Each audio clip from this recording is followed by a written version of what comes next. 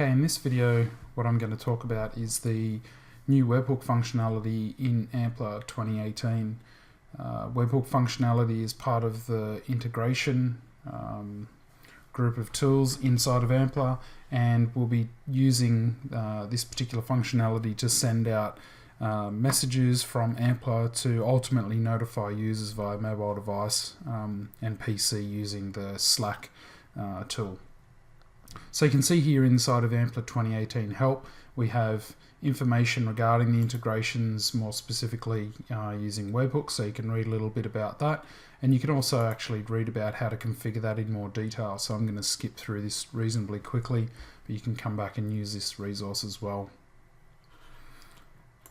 Okay, so what we're actually doing here is, as I was saying, we're going to configure a webhook into my demo Ampla project, and we're going to be sending out a request to a web app. In this instance, it'll be Microsoft Flow.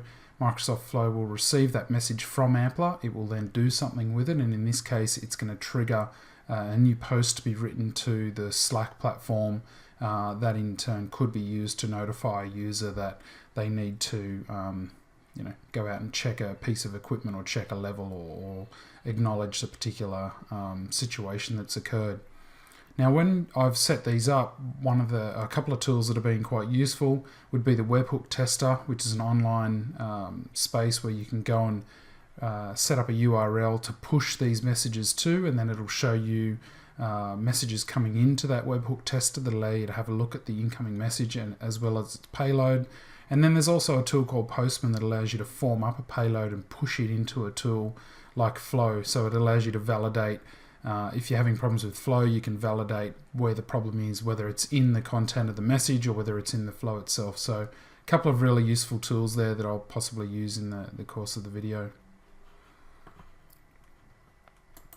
Okay, so I'll jump into the config inside of Ampla here, and I already have a demo project set up, Mining Co.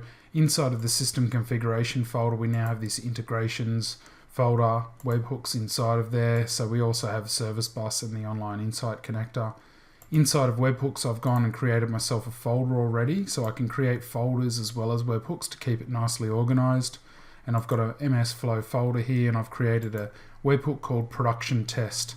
Now, when you create one of these webhooks, essentially you're populating a couple of fields here to allow this to function. You need to nominate the source, which would be the reporting point that will trigger the webhook being essentially called. So you can see here also that there's a schema of the data that's outgoing from Ampla. So that schema is set up by default. There's the production reporting point there, and you can see I can actually select multiple reporting points if I need to, but in this case I'll just have the one production point selected. And then this is the URL where it will send the notification to, or send the webhook event to. So what I've done is I've already gone across to the webhook site. I've set up a particular URL, so you just simply tell it new URL and it gives you that URL here. You copy that and you paste that into that space inside of Ampla. We'll just check that we're using the right one here. So city 27CB. You're pasting that into Ampla in here, and I'll just have to fix this up because it's an old one.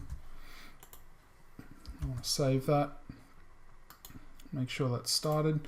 Okay, so what's going to happen now is each time that particular reporting point creates a new record, and I've set it up at the moment so it's running quite frequently because it's set up as a just on a demo random number generator, so it should be generating one every minute or so. But what it'll do, it'll trigger that webhook, and then that webhook will send to that URL. So if we watch the webhook tool over here, we might just have to refresh that. In a moment, we should start to see messages coming through to this particular site that are being sent from Ampla itself. So here we can see the first message that's come through. You can see here that it's showing us the content of the message. So standard Ampla stuff, so the record ID, the location, the reporting point location that sent the message, and then all the message content, last modified, created by, deleted, all those different values in there, confirmed. And then I've got a field in here that I've created called A, and that A field has a unique number that I'm pulling off a random number generator just for this particular test. So again, if we leave that hooked up, we'll actually see these messages continue to trickle in. So this allows us to validate that Ampla is pushing out a valid message. And then we can have a look inside of that payload essentially and figure out what we need to do with it in, say, Flow. Okay, now here we are in Microsoft Flow, and what I've already done is I've created a Flow item simply called post message to at this stage. And what I've done is I've created a HTTP request, and that's where I then link Ampla and push its request. As I was pushing it to the webhooks tester before, now I'll redirect it to push and hit this particular endpoint here. When that comes in, it's bringing in the information from Ampla, again with that particular schema, and then I'm able to do different things like initialize a few variables. So I'm going to try and pick some content out of that, and then ultimately I'm going to post a message out to Slack onto a particular channel, and I'll show you that in a moment. So the first thing we're doing in here when we set up the HTTP request item is we need to copy this new URL. So we're going to copy that. And then we need to replace the URL in Ampla that we used for the testing. So that's now a valid URL for Flow. So it's now going to redirect any of those messages across to this particular location here. Okay. So now when we go back into Flow itself, what's happening is assuming those messages are coming in properly, it will interpret that payload and it will initialize these variables, and then it will actually respond by posting this message. And you can see that inside of Microsoft Flow, what's nice here is that it actually has built-in functionality for talking to Slack, where you can nominate what you're going to do.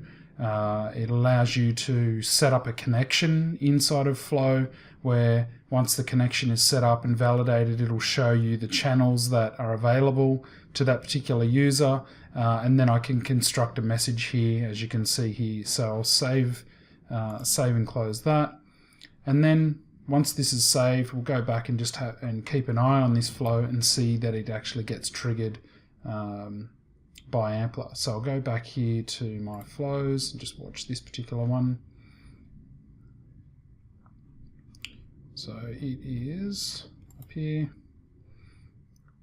Okay, so we can see that it has now been run where it's saying that it succeeded 1 minute ago. Okay, so that's writing out to a Slack channel. So if I open up Slack now, what you'll see here is that I've got this Ampla web hooks channel that's created inside of the Pre-Sales Warriors space. And what it's done here is it's sending this message across.